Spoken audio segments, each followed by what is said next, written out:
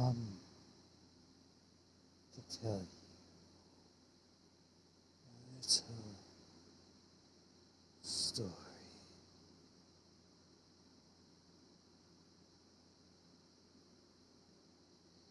A story not yet told by human lips,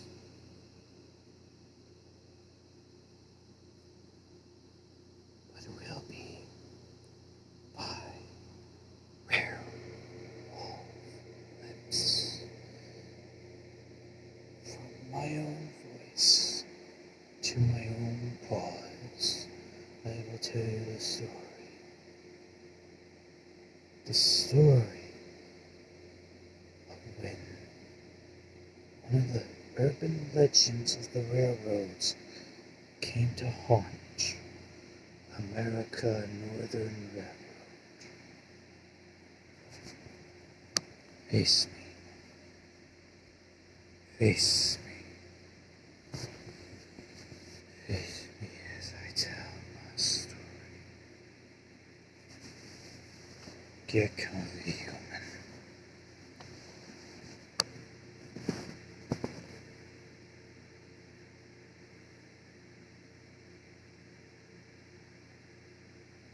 As this story dates back to 1998.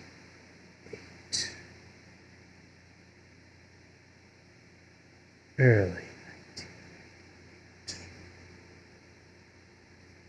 But first, before I tell you, I must calm you down. You will be settled in my abode. For you're in the hands, or should I say paws, a rare raccoon.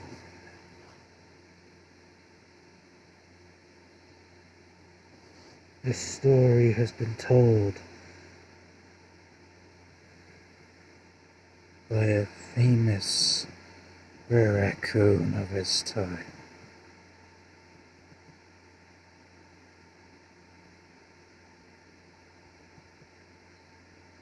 And I will tell you the story. We now turn back the clock to 1998. America and Northern Railroad.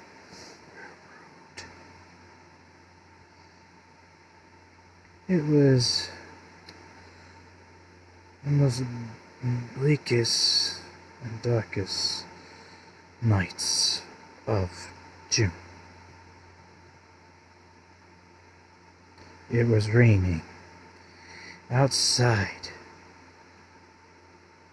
5 miles outside of town. A consolidation named Casey and his crew were taking a local freight train to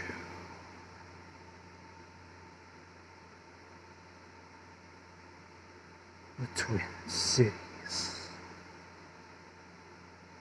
And he's heard on the radio by the dispatcher that another train was heading in the opposite direction and was stopped in a siding.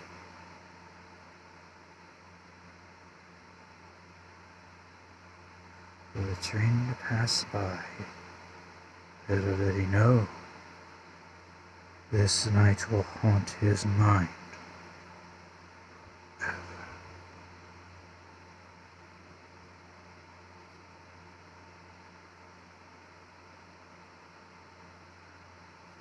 Forever. He peered into the darkness, hoping to see the passing train. He heard a whistle, but nothing else came.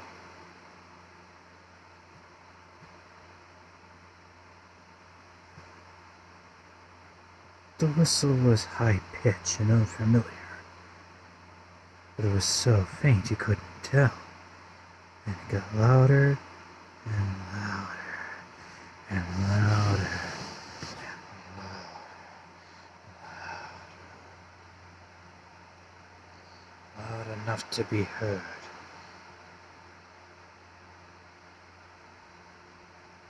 Suddenly, he thought he could see a small red light.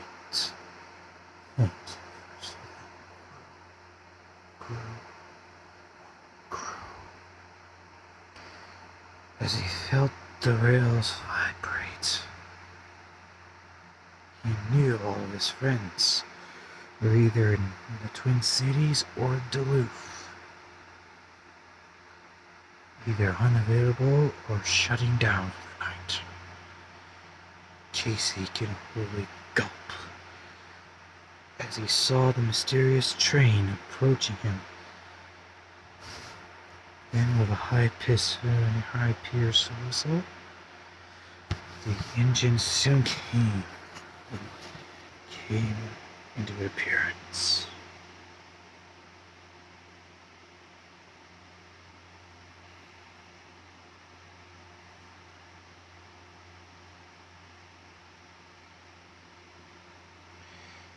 The engine was all white, and the passenger cars behind it were also pale at first. Then the engine's colors turned to black, and the cars turned to green. The engine, with its red headlight, roared past.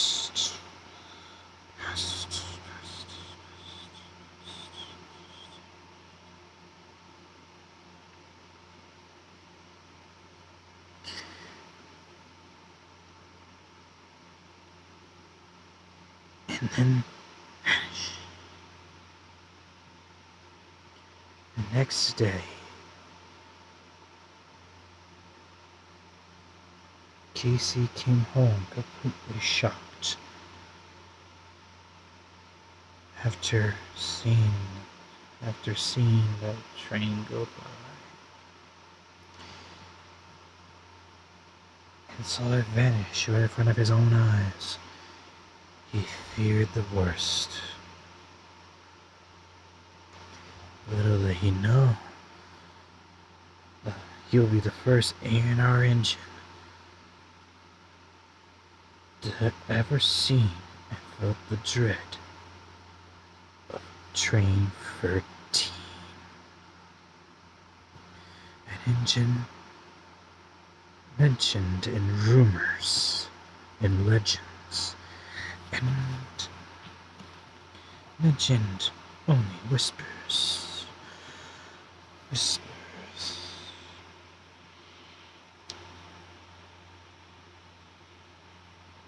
and rarely even seen. The next day, he told his fellow agents what had happened.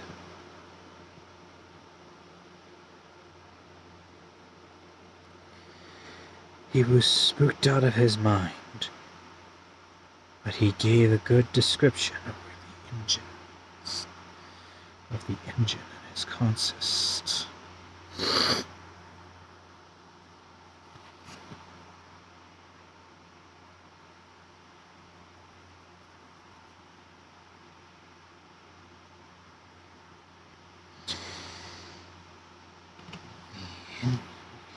engines were shocked.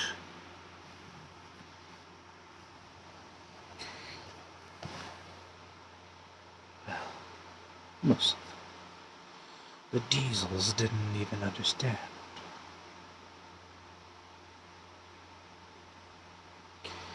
However, most of the steam engines do understand.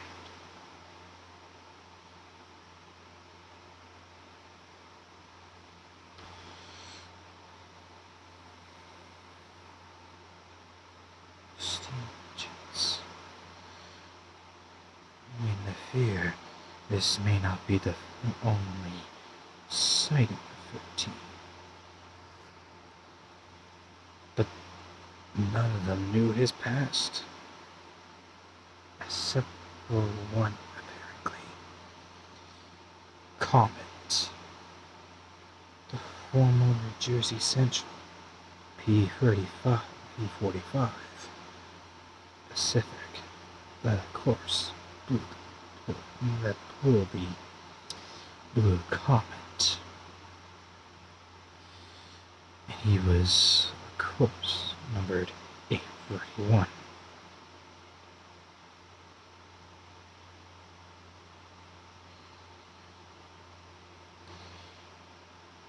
But every single time they tried to bring Train 13 to the attention of Train 13 to Comet, he will always steam away. Till one night, Bandit, the biggest steam locomotive of them all, told Comet he has to tell them the real secret of Train 13.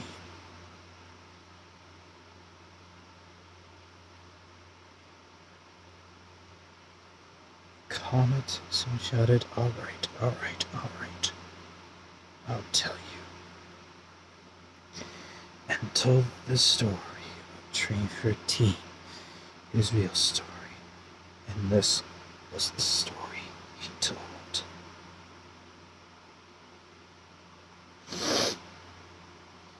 Back in the days of the Central Railroad of New Jersey Central,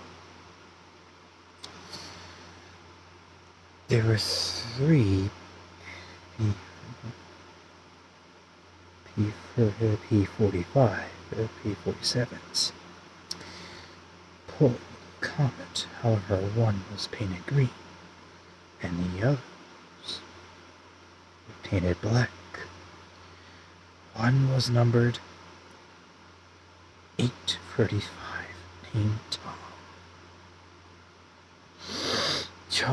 Tom was a cheerful sort. He did his job without fuss and pulled every single train assigned to him. However, not every single story has a good person in it.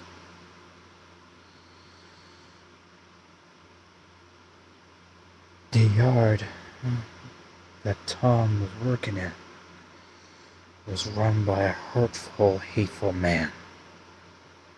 His name was Mr. Peters.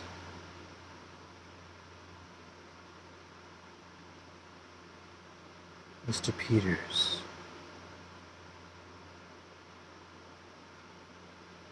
was a rage-filled person. Everyone didn't like him. He didn't like anyone. He had a violent temper and became annoyed when the train arrived even 2 minutes late. He would often get reprimanded for this, but he didn't care. Watch with him, said the crews, they always say. Well, Mr. Peters might as well just can you on the spot. But most of all, he'd take his anger out on Tom. Poor Tom took his abuse very badly. Mr. Peters can sometimes get very violent.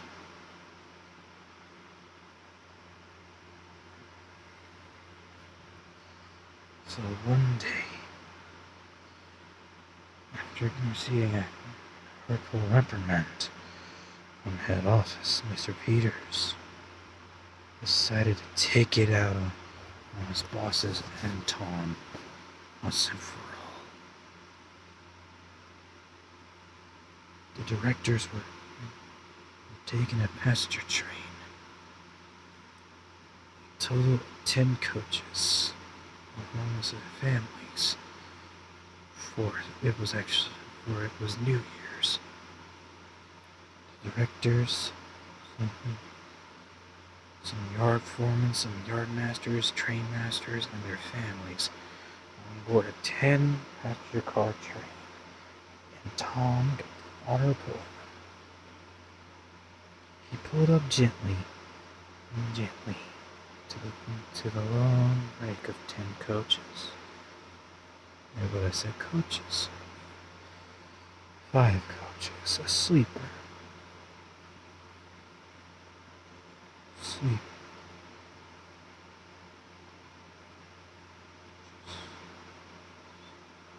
A dining car. 2 sleepers. An observation and a baggage car. Tom looked towards the train and gave a welcoming smile to the directors. They all heard of Tom's work ethic and was not afraid to do any job. The crews even told the directors how much a good engineer he is.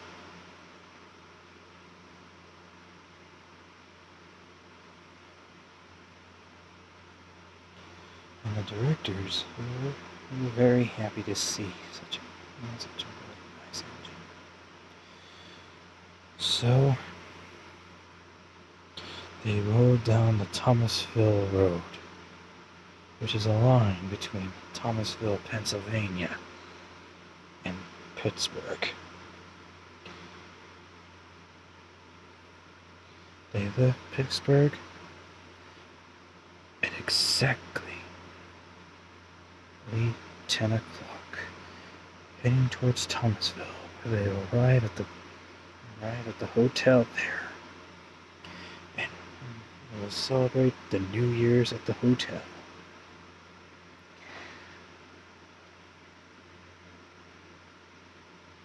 Tom made a good time, and his passengers were enjoying everything.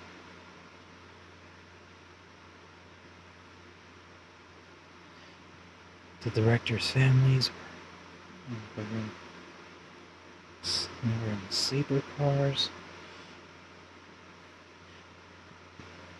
The directors were planning what they're going to do for the next year, doing New Year's renovations, etc. And Tom was pulling the train nicely.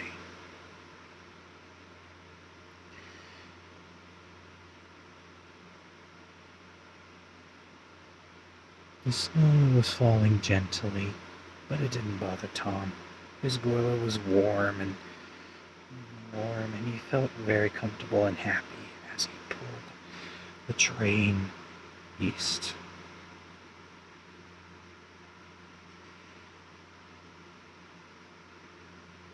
The moon shined brightly. The signals were green as they went past. Feeling cold but confident, Tom went on his way. Then there was a yellow signal ahead. Tom prepared to slow down, but strangely, the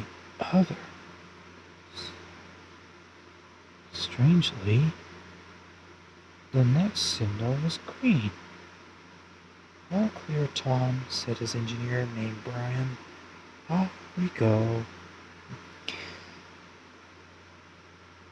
They didn't know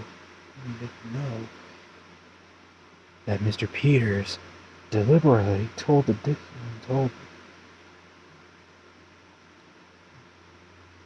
signal operator to change the switch into a siding where a freight train was kept, and the signal should turn red for emergency.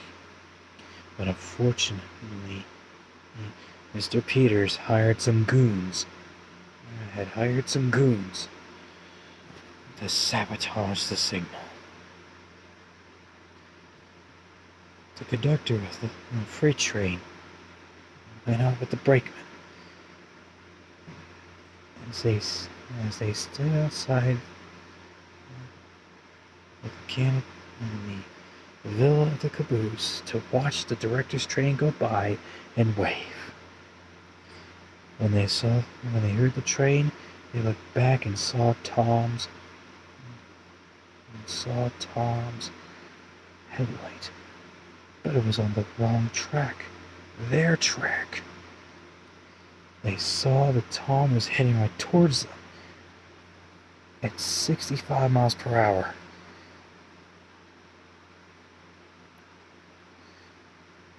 When Tom realized what was going on, it was too late.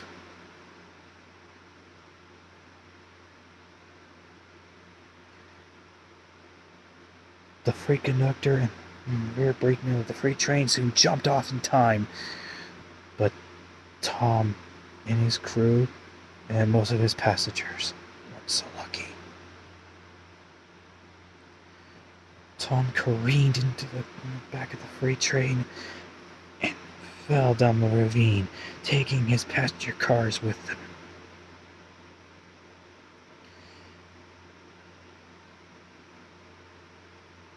Passenger cars with him. All of them. Down to the ravine. He tumbled down, felt terrible. Tumbled down, cab over wheels, into the ravine, along with his passenger cars. Two of them, a coach and a sleeper, were periscoped.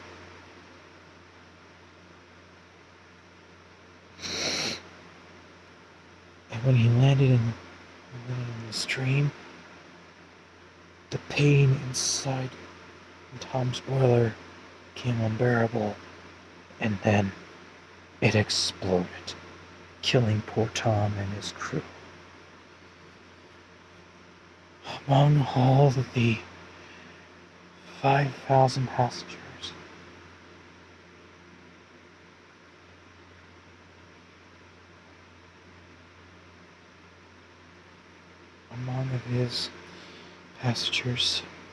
almost 5,000 of them, due to it was a completely fully booked train. Only 200 survived. Mr. Peters was soon found to be at fault, as the goons and the signal operator immediately told the police after the crash. Mr. Peters was soon later arrested and was later sentenced to life in prison. When the other P-47s found out about this, they were not only enraged at what happened to their brother, but also saddened for his loss.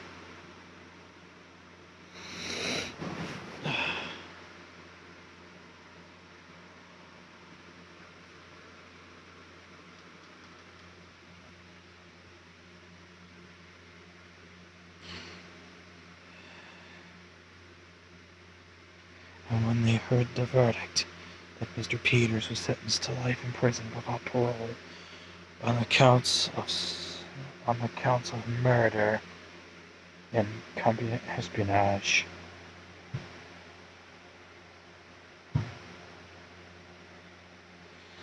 they were all very pleased that justice had been done, but they were saddened for their brother's loss.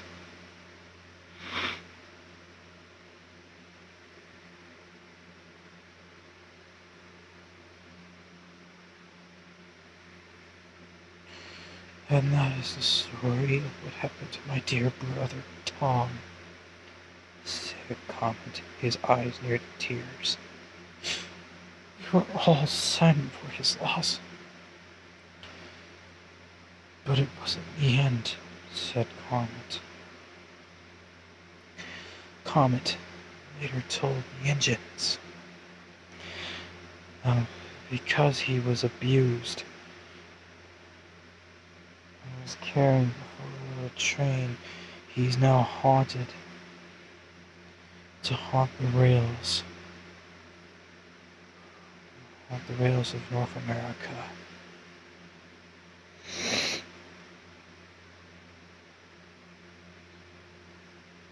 And sometimes when his train shows up, it usually gets followed by a crash. Mostly, but not always.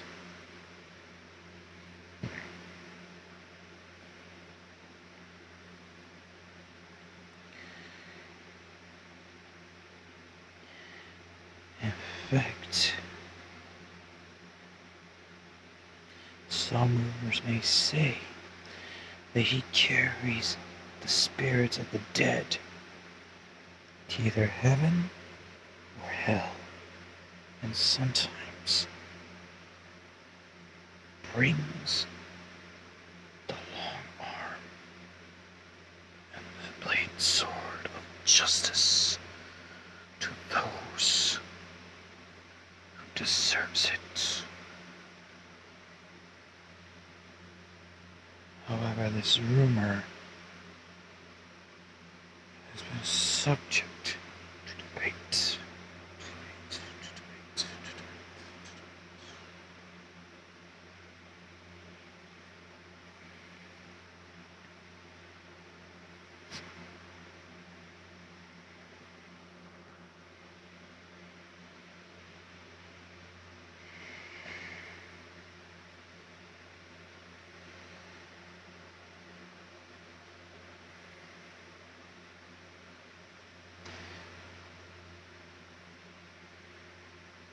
Now, he's been sighted near Duluth. And who knows what that will mean.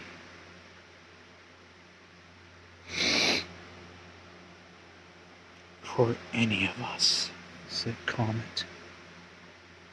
So keep your eyes peeled for anything like a massive storm or a bridge collapse, a bad derailment or anything. Because we don't know why my brother is here. So your brother doesn't exist, said Jimmy, one of the switchers. No, Jimmy. My dear brother Tom is dead. He was murdered by a horrid man. Not another word was spoken. Even the diesels were silent. One of them, an SD-45, named Stan, soon hung up the Comet and said, I know how you feel. I know how you feel, Comet. I lost two brothers in a terrible crash in California 2 decades ago. I know how it feels. Trust me, I know. Comet soon looked at Stan and went, I know. And I still can't believe it. I'm the only P-47 left. Other than my brother Tom that was murdered, the rest have been scrapped, said Comet, looking down. Bandit soon went over to comfort poor Comet. And Comet felt very, very cold. And they told Mr. Wolfcoon everything about the appearance of Train 13. And when Comet told the story, he told Comet to take it easy. Not let this terrible revelation about your that the ghost of your brother haunts in the railroad. If he is, he's probably telling a sign or something. So let's keep our ears to the ground and wait, see what happens. Although most of the engines took Conan's story seriously, one did not. A Canadian National engine named Vinnie, who was a steam engine that was bought by the America Northern during the infamous Kessler era. He shrugged the story off as just nothing more but empty words about an old legend that is not even real. Please, he said one night while he was about to take off of a small freight train, as he was forbidden to pull any passenger trains until he and a Canadian National Diesel named Albert learned how to control themselves.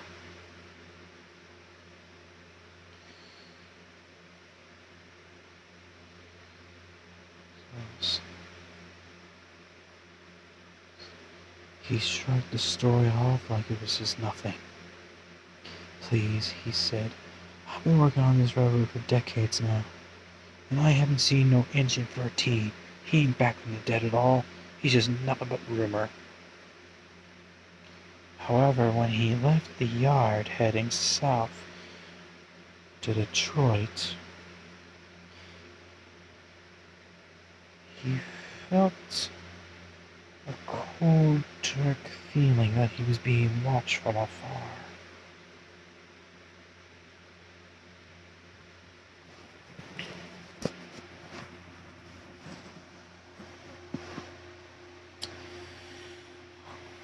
Watched from afar.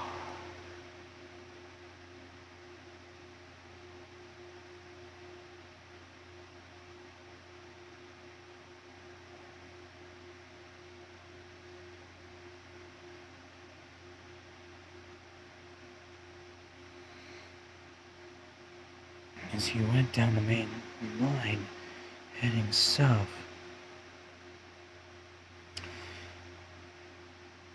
he thought he saw a black steam engine. A black steam engine with green passenger cars behind it. And it's sitting in a siding. That's just nothing, he said. Don't worry, he soothed. And as he went, and after he left the Twin Cities,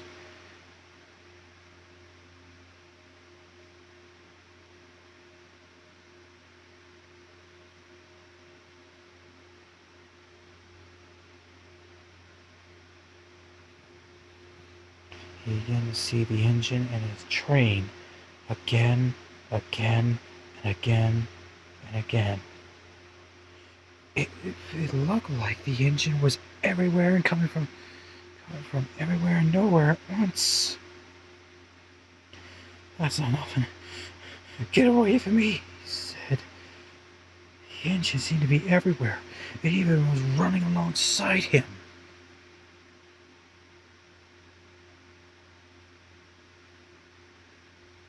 What do you want from me?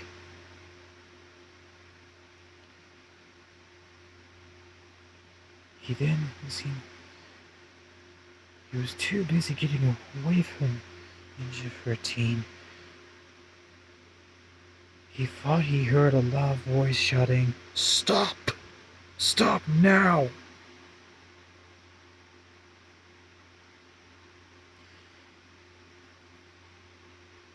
Stop! Why should I stop? Should I stop for you? You just want to take me to hell. Then his engineer pulled on the brakes. Whoa, easy there, big fella, he said. You nearly went for a red signal. Vinnie soon screeched to a halt, and Train 13 roared on past Yes, and then disappeared into the mist.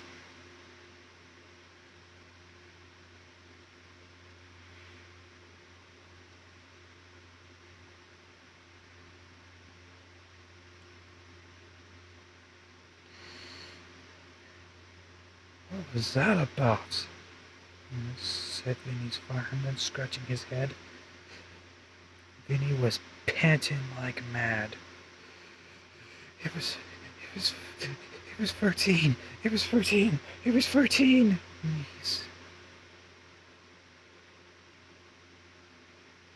He said, "Calm down, Vinny. It was nothing. Calm down. Calm down. I was nearly sent to the deepest, darkest pits of hell. How about a ghost train? You're telling me to calm down? Okay, Vinny, that's enough," said Engineer, concerned. "We'll take a breather here and we can continue on slowly. Would that be all right?" "I guess so. It was probably in my head. His Comet has been trying to put ideas into my head," said Vinny. Further up the main line. And further up the main line. Down the main line. Peter, an engine I have recently talked about. In my demon when I last tell you last year about Demon 311 was taking a local freight.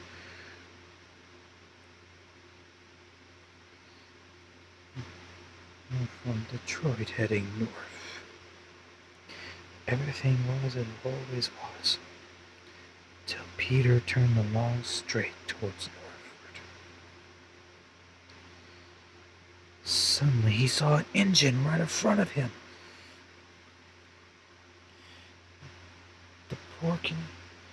The Canadian Pacific Hudson Sioux put on his brakes hard and closed his eyes. He's preparing for a crash. But he can stop here. He heard a crash, but he felt nothing was broken.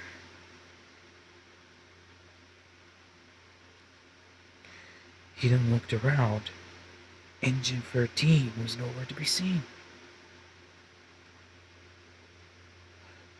"What was that?" said Peter. His crew soon got down. "Odd," said his engineer, scratching her tail.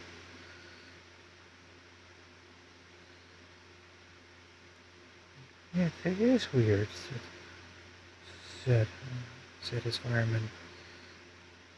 "This doesn't add up." The rear brakeman and the conductor soon went up to the engine. "Have we hit something?" said the conductor, concerned. "There was an engine right in front of me," said Peter. He was right in front of me. I'm sure we hit it. But I didn't feel anything." "Me too," said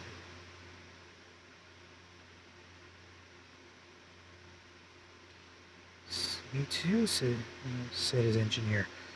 "It didn't add up."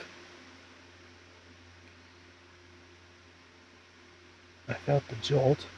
I also heard a crash. But there's obviously no wreckage around." "There's no wreckage of another engine at all." "Well, I'm telling you, you're my man," said Peter's fireman. "I saw an engine." "I believe you," said the conductor. "But engines don't just disappear into dust." "They will if they're a ghost like 13.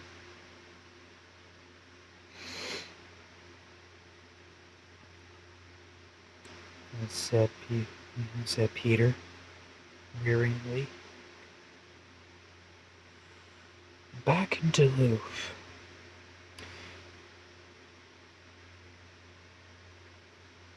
The mail train was about to depart. Usually this train gets pulled by Daylight, but since Daylight himself was getting his boiler retube, and the backup engine, usually in the backup engine, an M68 Western named Otto was busy elsewhere.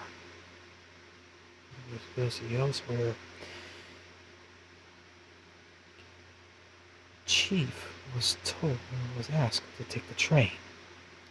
This wasn't unusual. The Alco PA had pulled many of the railroad's passenger trains, but not the mail train. This must be a good change of scenery for you, Chief.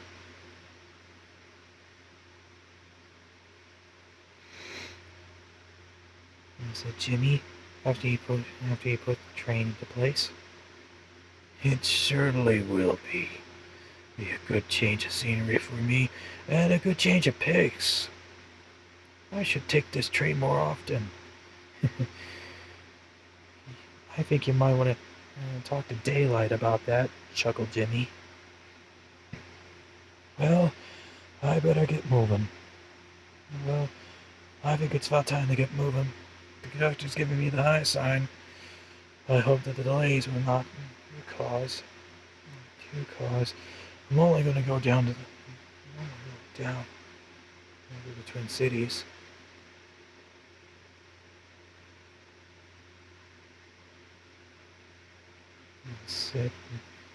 Said Chief. But then, before Chief's engineer touched the throttle, there was a knock on Chief's door, on Chief's cab door. It was the dispatcher telling him about the mess and telling him about the holdup. It turned out, after Peter continued on towards Minneapolis, it was from Detroit, it turns out there was a collapsed bridge on the line. So he was only going to allow to head down to the Twin Cities with the train and stay the night. Well, that's a little bit of a change, but I'll take it none the same. I'll take it all the same, said Chief.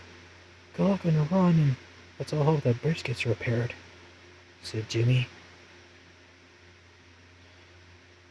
Soon, the 244 engine in Chief's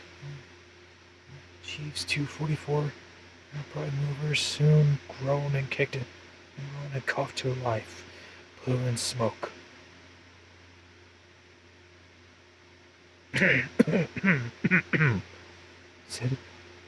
said Chief as he left. I gotta get my engine looked at, said Chief. I'll see you soon, Jimmy, said Chief as he rolled out, pulling the train consisting of RPOs, express passenger cars, express baggage cars, which were mostly refitted box cars, and of course the regular consists of 6 passenger cars, which have recently been rebuilt, rolled by. But as the passenger cars soon came into his vision, Jimmy began to notice a small plume of smoke pluming from one of the side of the passenger cars as they went by. Jimmy took a nasty look and was shocked when the last passenger car rolled by. Jimmy was shocked to find out who it was and screamed, "Ah! Engine 13! He's here in Duluth!" Jimmy soon darted back at the back of the passenger. Their terminal. The back of the passenger station where the switch is. His meat had stopped. The switch was against him, so he couldn't move backwards. Engine 13 soon rode quietly into the station. The platform and stopped. One of his passenger cars. Two of his passenger cars. A coach and a baggage. Soon lay there between platforms 1 and 2. The station master went up to the engine. Couldn't see a face, so he went towards the cab.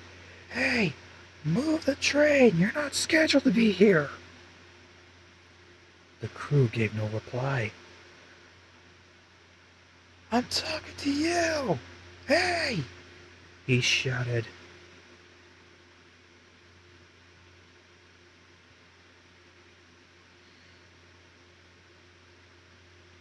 "I'm giving you one last chance! Move this train! You're not on the schedule!" Again, silence. Silence came. It was another minute. "I'm telling you. Failure to report. Failure to report. To a stage. Apply was sold in." There was a loud scream. A large scream from a woman who peered into the eyes, who peers in the glass of the train. Whatever made that woman scream caused people to look back 2 feet. As the woman soon fainted and fell on the floor, everyone was in shock of this mysterious engine with the red headlight. Everyone froze, particularly Jimmy, as he shivered and shook where he was. He felt like he must scream, but had no mouth to do so. Suddenly, out of nowhere, and loud enough to shake the windows out of the station walls, Engine 13 gave out an ear-piercing loud whistle.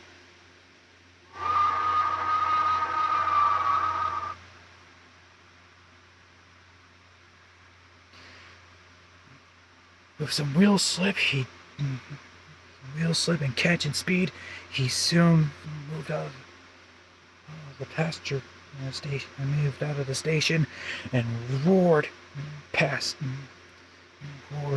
Jimmy, missing his tender by inches. Jimmy felt a terrible cold feeling as all the warmth, any warmth at all in his tender, seemed to be absorbed into nothing but coldness. As 13 soon rolled up passed through the yard, up the incline, heading north, headed up the hill, and was out of sight, whistling as he went.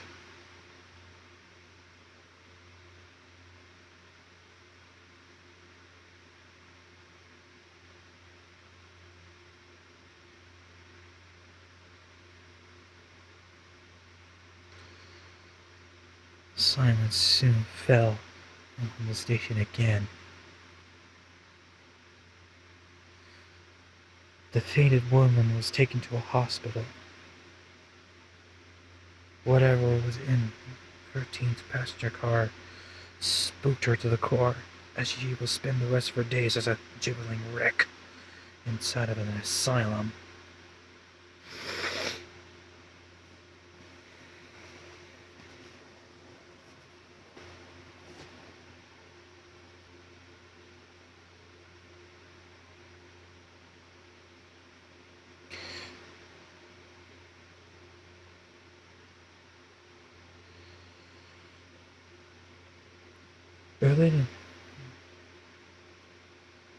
Later on the next night,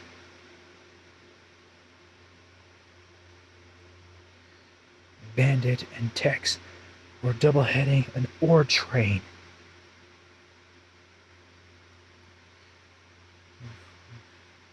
From the iron ore pits all the way to Duluth.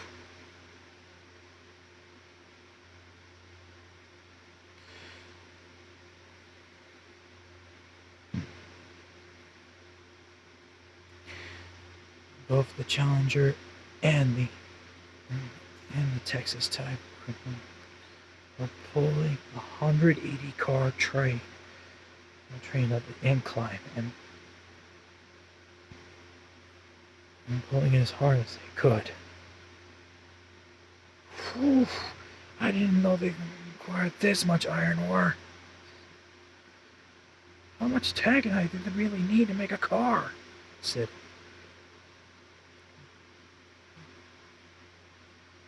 Tex.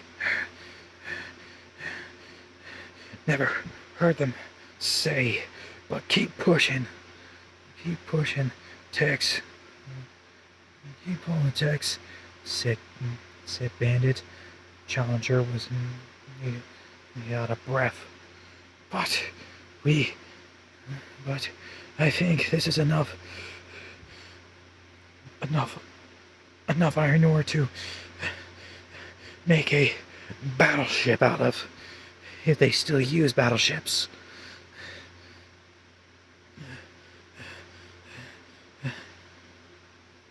Then they soon approached the grade.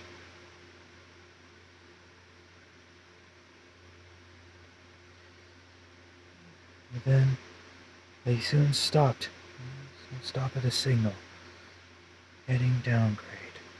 They soon stopped for both engines to take a breath. Whew. That was getting heavy, said Tex. That load wasn't getting any lighter, but it will be. Let's all hope my brakes are up to the task, said Bandit.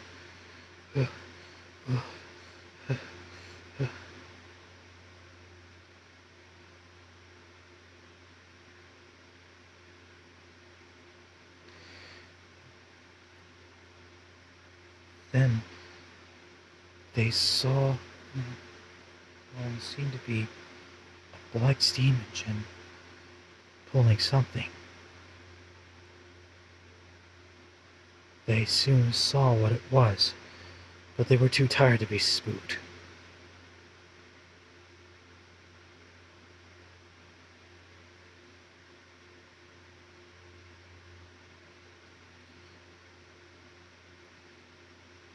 It was Engine 13. He soon materialized in front of Tex.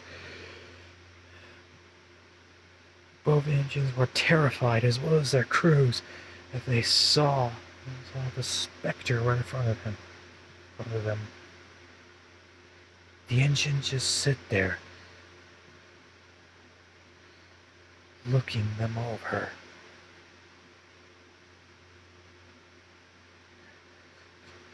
Tex stuttered. What did you want from us? Engine 13 did not reply.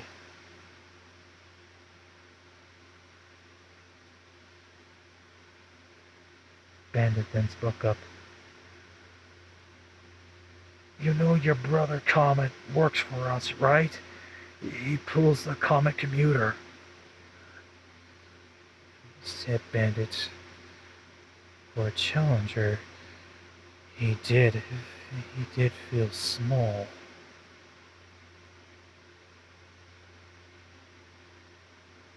He did feel like as small as a Mikado.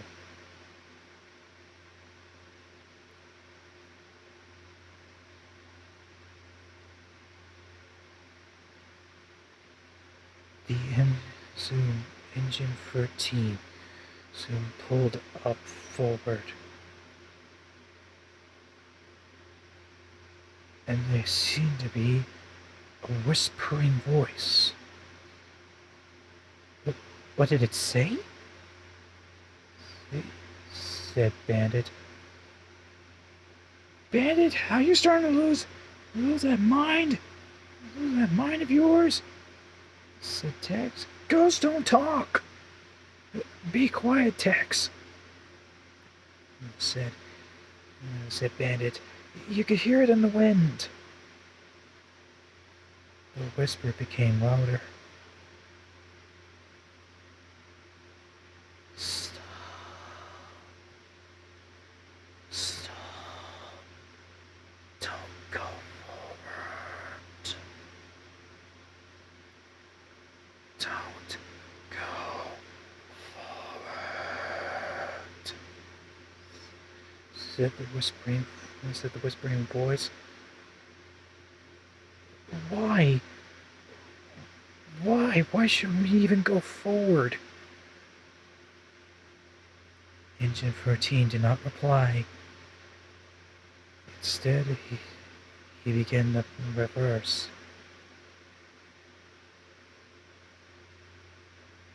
And then he blew his whistle and was out of sight.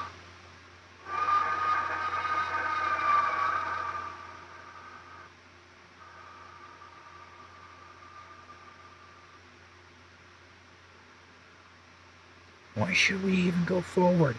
This load is meant to be at Duluth docks by tomorrow morning. Yeah, a ship that goes by the last name of Sykes is meant to pick this up.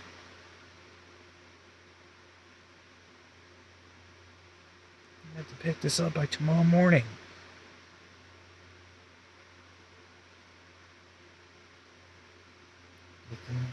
With the signal soon green, Tex and Bandit soon moved forward, past the signal, and on their way.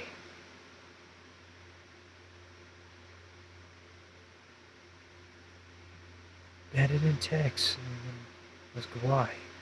They're moving forward, but nothing seems to be happened. It soon dawned on them what that voice from 13 meant.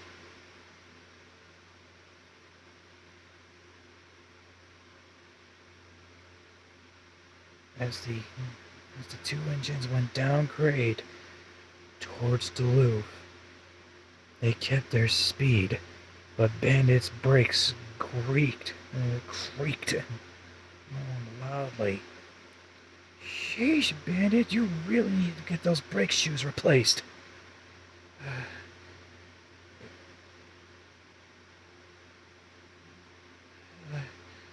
Sure thing. I'll get them replaced tomorrow morning. Ow! Shouted Bandit in pain. What was that? They started to slowly gain speed. Ouch! said Bandit. They continued to go faster and faster and faster and faster. Oh dear.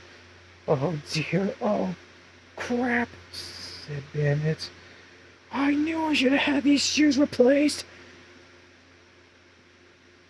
The train went faster and faster. Tex, can your brakes hold? Said Bandit worryingly. No, I can't, said Tex. I can't do it on my own.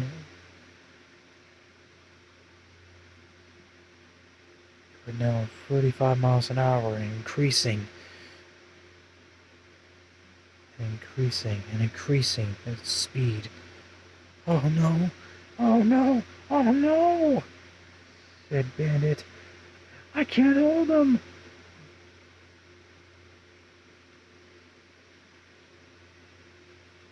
The ore cars were delighted they had become a runaway. Whoa! said the ore cars. One even soon gave out a chant. Leroy Jenkins! Shouted the ore car.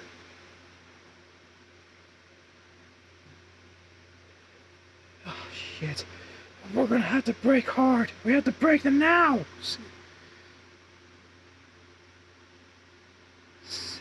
said Tex. Just like that, they they soon put the whole train in emergency.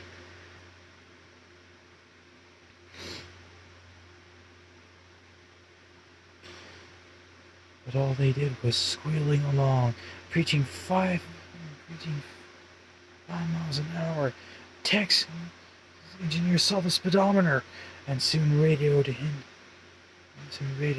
into the Louvre. Mayday, mayday, mayday, mayday, mayday. This is engine 5013. We have become a runaway. Repeat, we have become a runaway.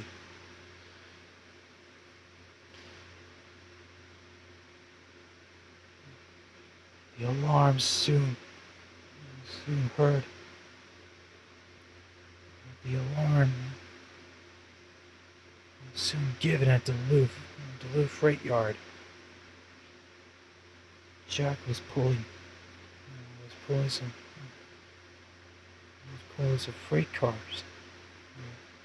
He was pushing some freight cars to the power plant when You're there, GP7. My name's Jack, you know. Whatever, said the station. Said the yard master. Clear out the yard now! There's a runaway coming! A runaway? Wait a minute. Bandit? Tex? Oh no, said Bandit, said Jack. He immediately dropped off his hopper cars and immediately darted back over the bridge. Spanning the canal back to the yard in order to clear everything up. Let's all hope they stop in time. If not, they're gonna go right through the industrial estate. Said Jack worryingly. They soon heard a loud Santa Fe 5 chime in the distance. It was Tex whistling to clear the road, to clear the way. Engaging his tail brake, engaging his tender brakes.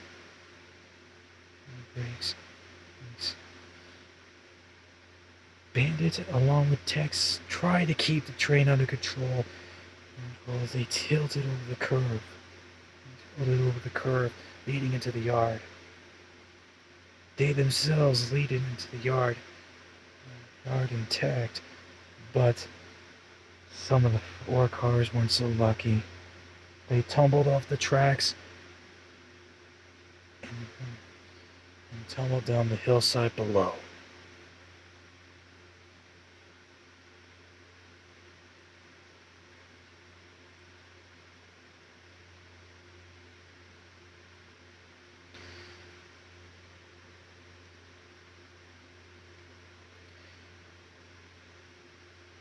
The next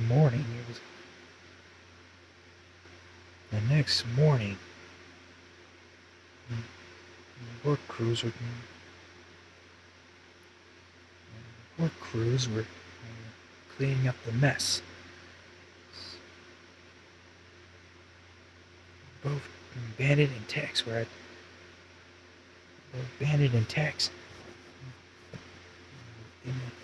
both in the roundhouse. Along with the other engines about the previous night's events. It was awful,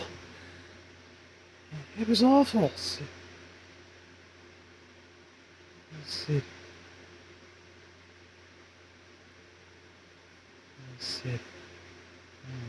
Vinny. But then again, I guess it's one of you messing with me. Vinny said. Who said there was any of us?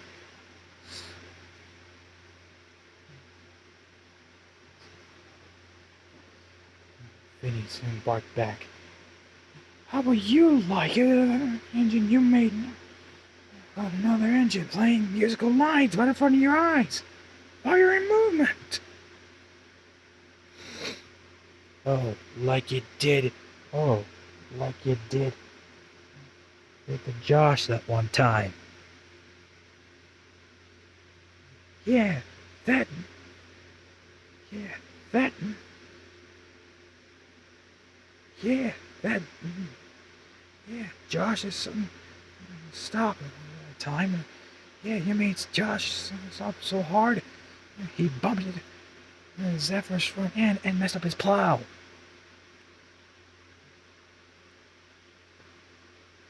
Said George. Yeah, thanks a lot, said Zephyr. Yeah, the point is, we have a ghost haunting us. Haunting us. And the most weirdest of all, it's a ghost train of a relative. A ghost train who is a relative of one of our own.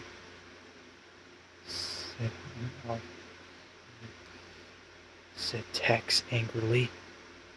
That ghost told us not to go down, and you should have listened to him.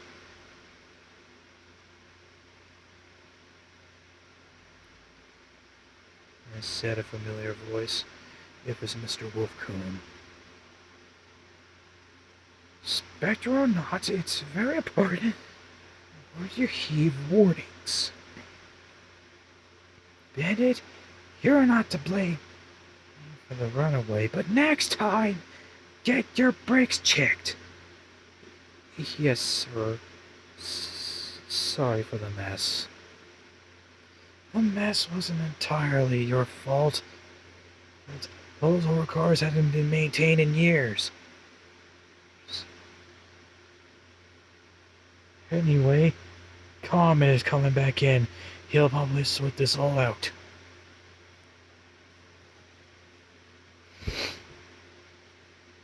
Comet did return, and the engines told him everything. All right, said Comet. If I ever see Tom later tonight, I will tell what is going on. And hopefully these are the last crashes that we ever have. Plus, Peter, you should say thank you. You should say thank you. You should say thank you to 13. Say thank you to Tom. If it wasn't for him, you would have ended up in that ravine. Like a certain mountain type ended up.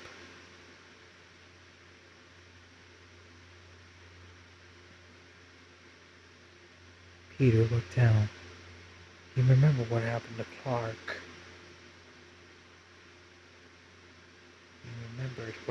Clark. Well,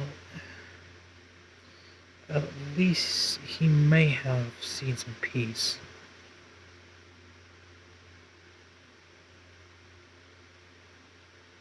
Said Peter. I don't know what on earth you're talking about ghosts. Ghosts are not real.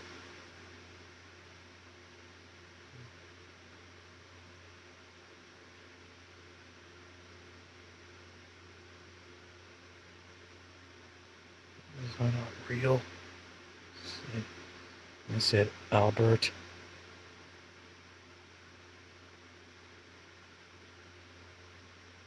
Oh, really? said Mr. Wolfcoon. You know, if you saying the ghosts are not real, why not you join?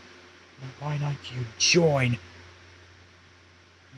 actually join Comet tonight as you redoing the night shift?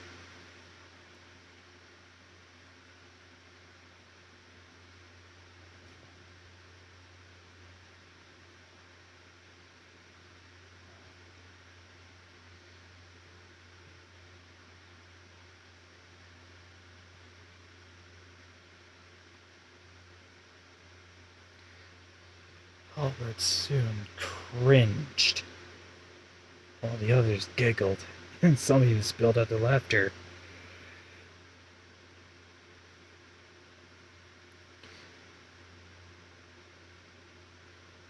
In fact, I'm gonna send one of my best men into this ghostly matter along with you two. Sly, I think you might need it for tonight.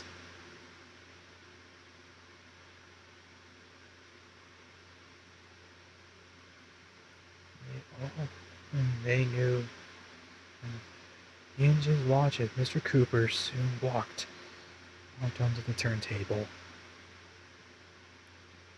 So we're haunted by ghosts again? Said Sly. Said Mr. Cooper. Unfortunately, yes. But Comet will tell you everything. Comet soon told Mr. Cooper everything. I see. We'll see if this ghost is just as temporary as he claims to be, according to the legends and rumors made about him.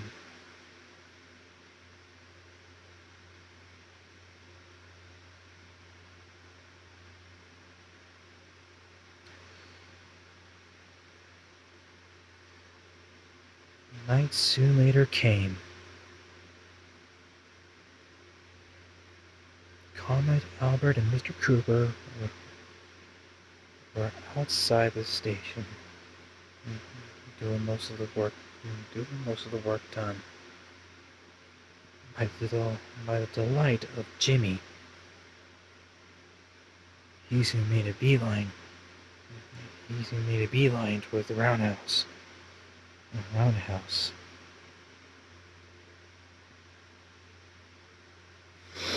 When the last work was completed and the last train left, Comet waited in the station, waiting for a team to arrive. Excuse me.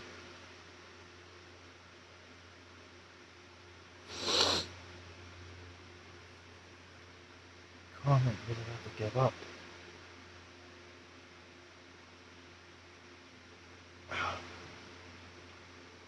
Until he heard some puffing sounds in the distance.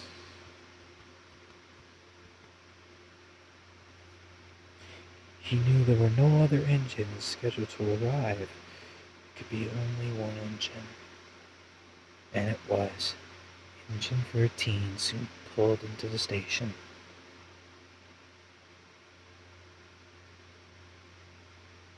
The air felt cold. Hello, Tom.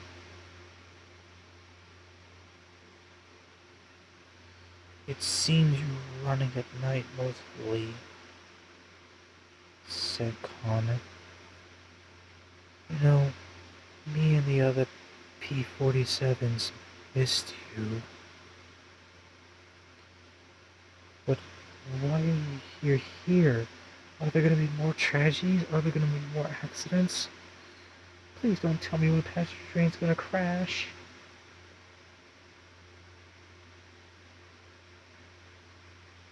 Don't tell me when the passenger train is going to crash. Engine 13 did not reply.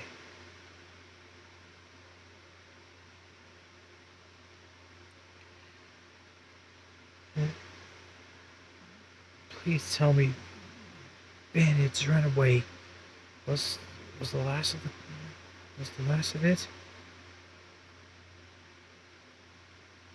The engine went silent. And then Mr. Cooper soon approached the engine.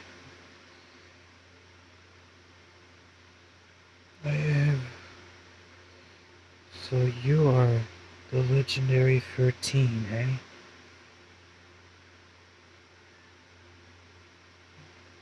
said Mr. Cooper, looking up and down the ghostly Pacific.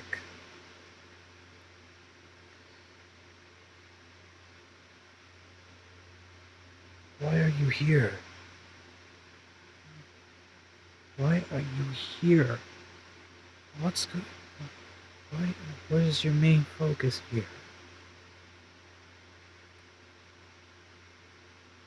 Talking to you with your engines, eh, Cooper? Mr. Cooper soon recognized that voice. He turned around.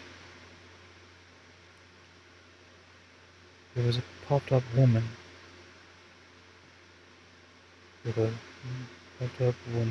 An afro alligator. I knew I felt that Cooper vibe here. And you're talking to an engine that doesn't seem to answer. What about leader are you? Mr. Cooper soon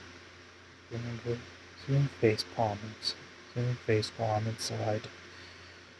Matilda,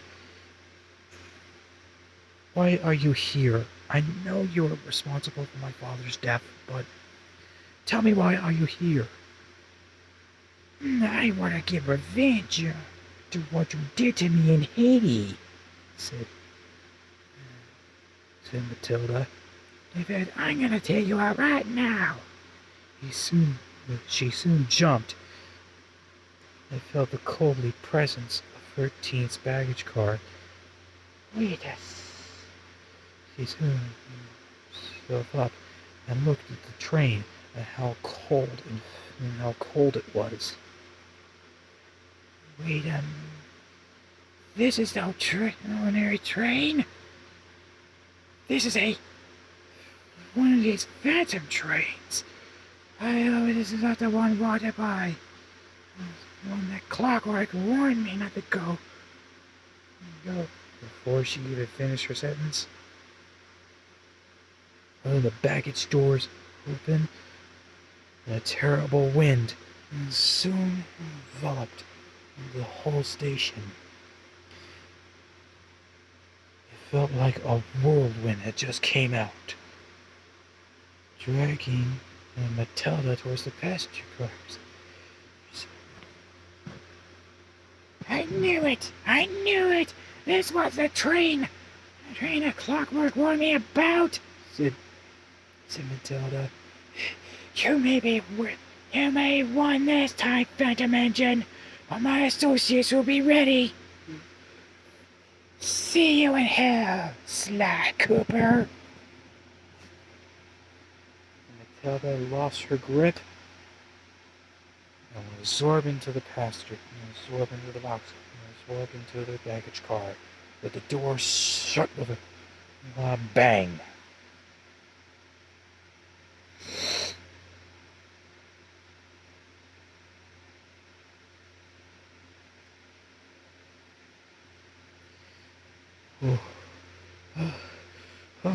I have seen phantom ships.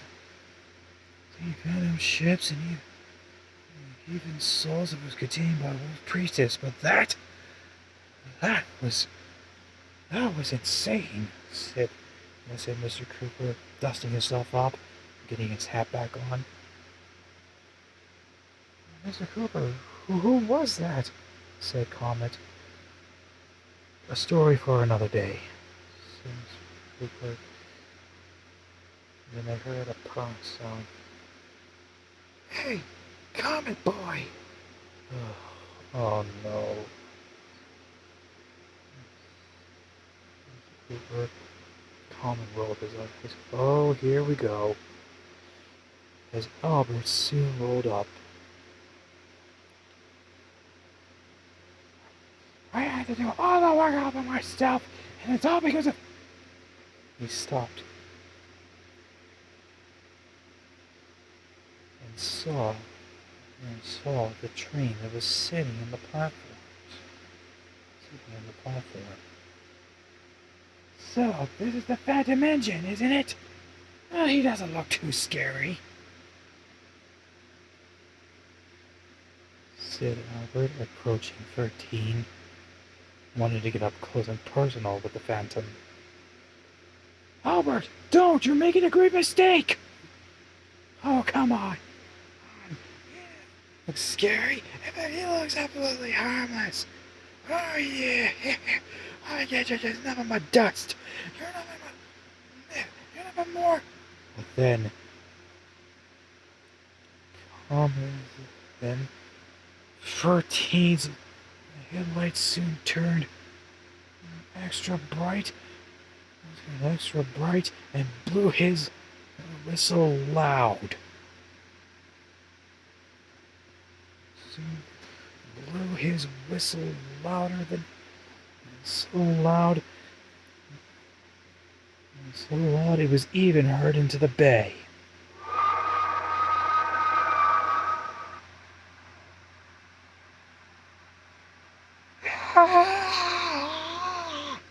Said Albert.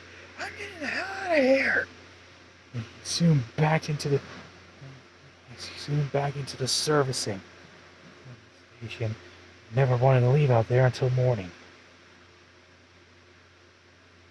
Oh, Tom, I'm so sorry about him, said Comet, embarrassed. I'm so sorry about him. He and Vinny have been like that for years.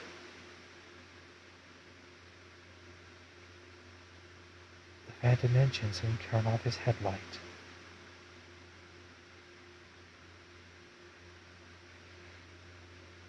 Silence soon fell again. Mr. Cooper soon spoke up. Tom, if that is your name, why are you here?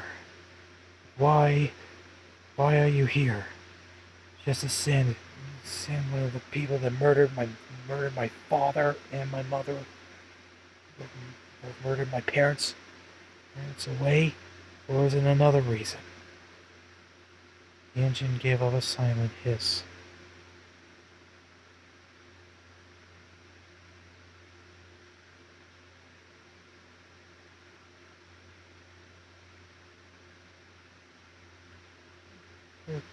Since they're not understanding him, Mr. Cooper came up with an idea. Okay, how about this, Tom? How about a little yes or no game? We know this worked with other ghosts in the past. How about you? We're gonna ask you a few questions. All you have to do is answer. Release steam once for yes, 2 for no. That be okay? The engine hissed.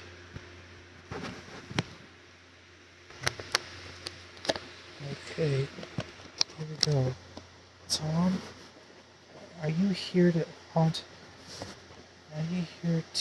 our railroad temporarily? One hiss soon came. Were you here to haunt? To take Miss Ruby as well as remind the engines about the upcoming accidents? To avoid them? Or was it another reason?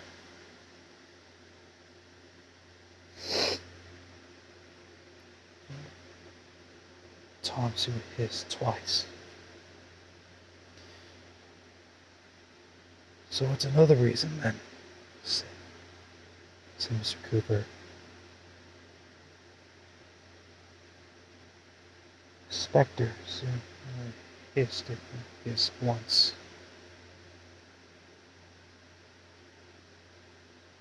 Now what is the other reason?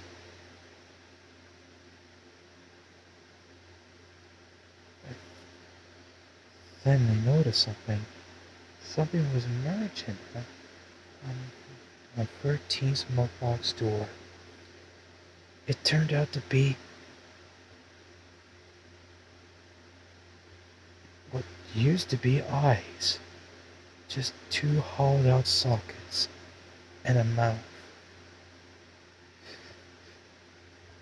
I heard him whimper. I heard whimpering.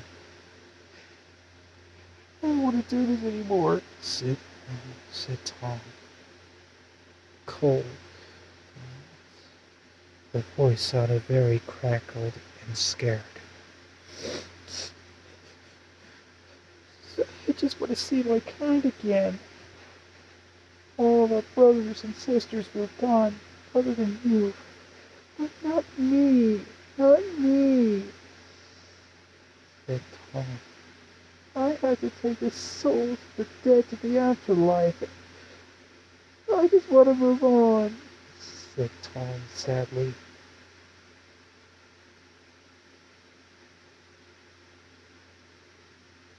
Both Mr. Cooper and Comet soon felt sorry for the engine. Yes, I have sent Miss Ruby off to face justice, but but I just want to move on. I want to go to heaven with our brothers and sisters. I want to go home. Said Comet. I've been warning engines. Towards the accidents will cause for so many years. I want to move on. I want to move on.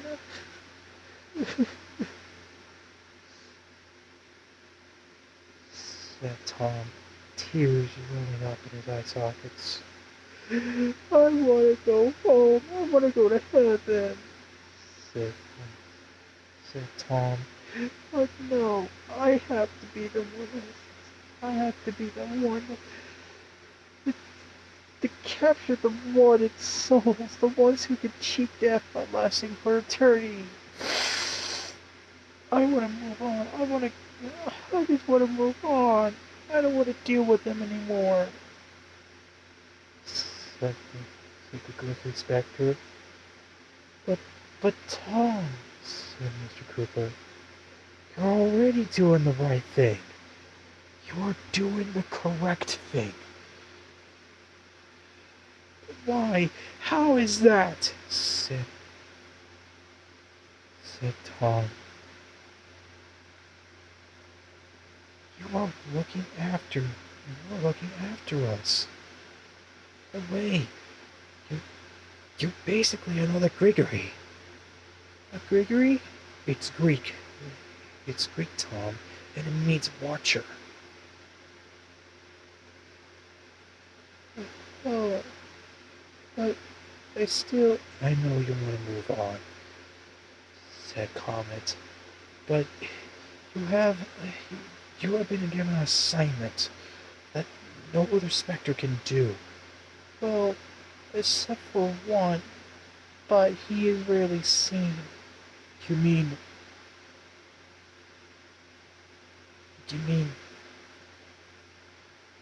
the Heaven Express? Yes, him.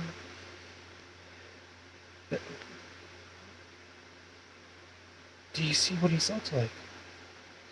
Said Comet. I know, stupid question. I know, stupid question. He said again. Said Comet.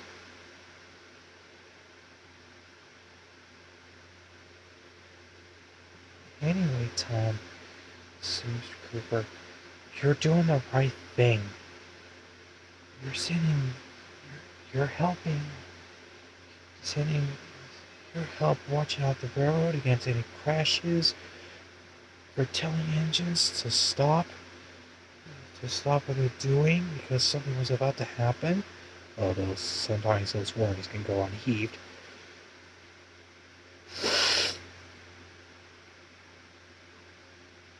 But you are doing the right thing. Alright? Okay? Yes, Sir Cooper. Let me guess, you have some of my ancestors on board? No, No, I never picked up your ancestors at all.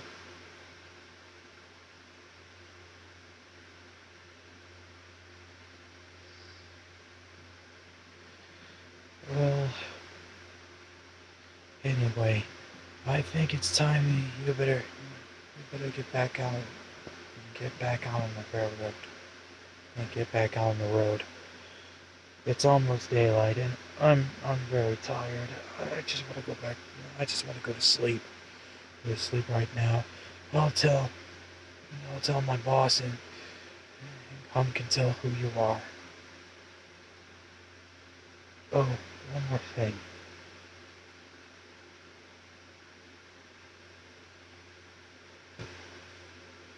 Peter, our Canadian Pacific Hudson, um, says thank you for stopping him from crashing over in that bridge.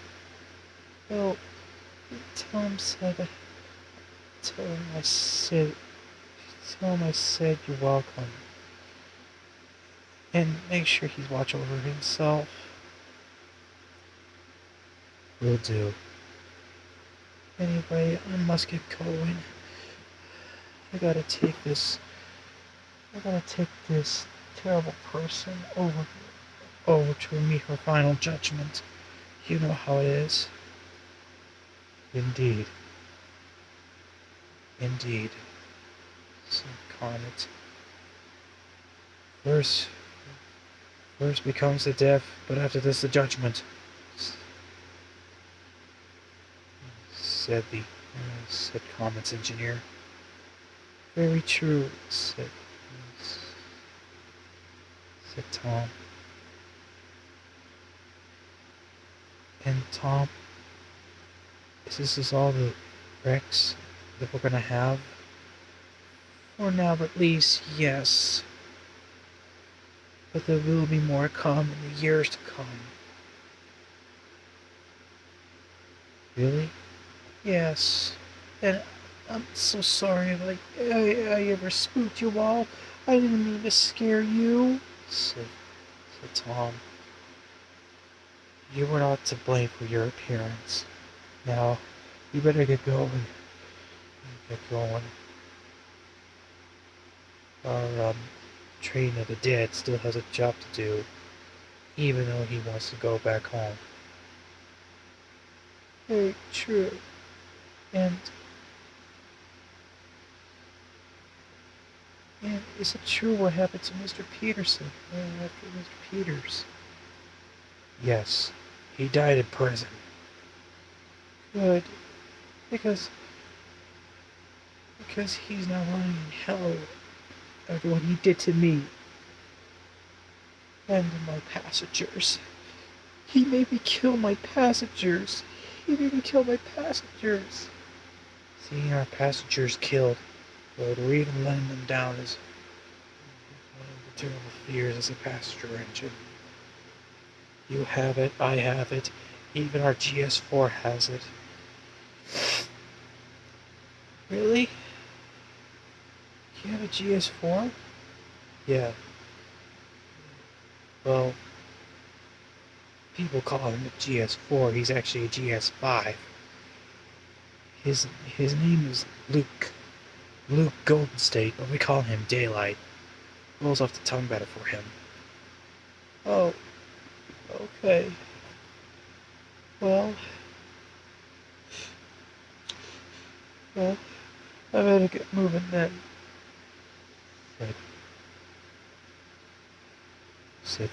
Said Tom. Well, goodbye, guys.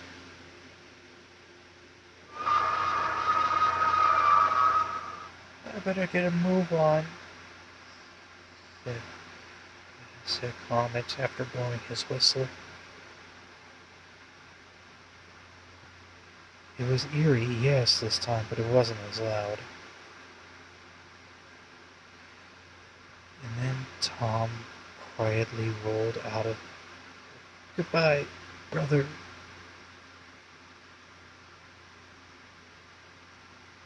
Said Tom.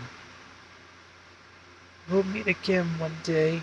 I just know it, said Tom. Thank you, he soon said. He then said. Then he rolled out of the yard, heading up the hill, and he was out of sight, blowing his whistle.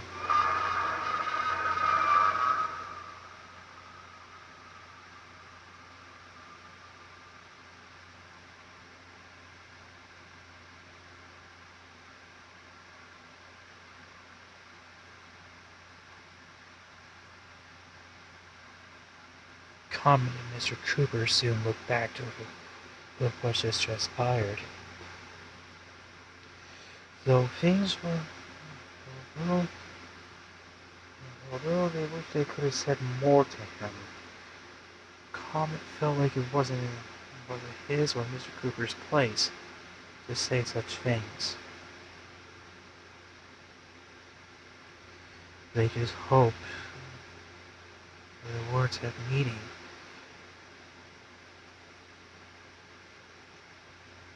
Hopefully, Engine 13, known as Tom, could finally see some happiness in what he's doing. He then went back to the roundhouse. Is he gone? Said a voice. It was Jimmy. Don't you need to concern yourself. Don't need to concern yourself, Jimmy, said Comet. Tom just wanted to move on, and I think we helped him with that. He won't be back in America Northern anytime soon. Comet then closed his eyes and went to sleep while Mr. Cooper headed for home.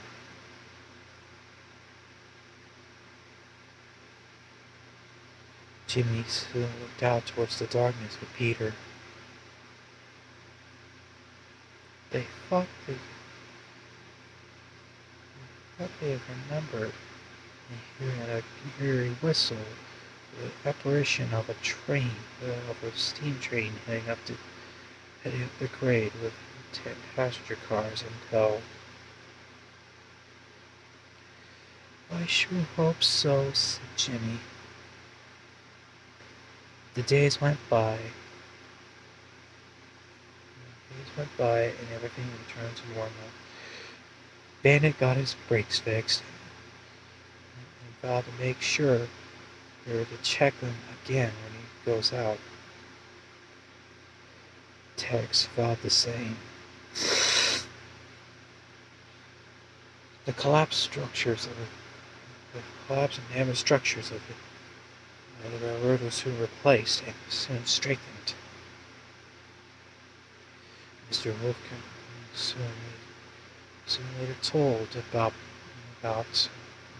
poor Tom, and hopefully,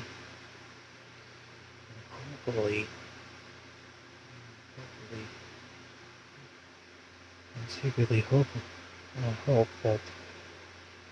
that Tom himself can be a little more happy. Albert remained hidden in the surfacing area most of the morning until being dragged out by Wolf. He and Vinny are still at it, giving America and Northern engines hell from time to time. But now they should know better than to annoy a phantom. But would ghostly apparitions ever show themselves in America and Northern again? Well,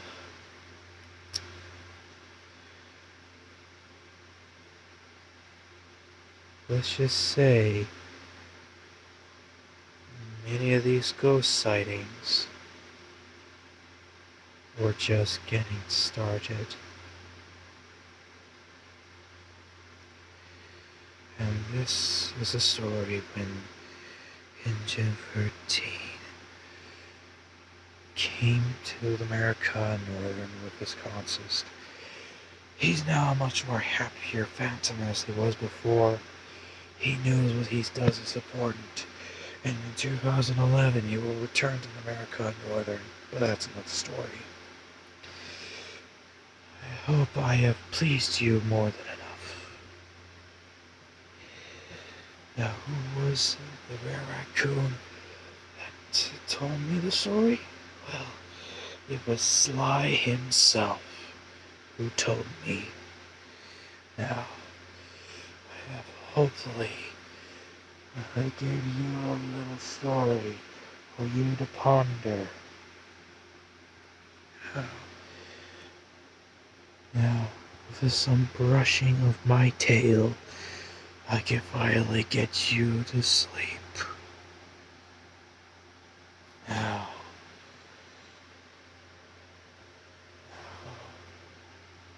as I see with my blue eyes, you are content. And if you ever get sleepy,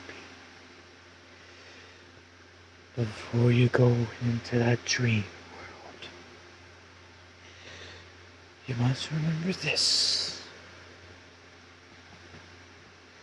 If you ever see a Phantom Pacific similar to that of the New Jersey Central P-47 Pacifics pulling a long consist of 10 cars,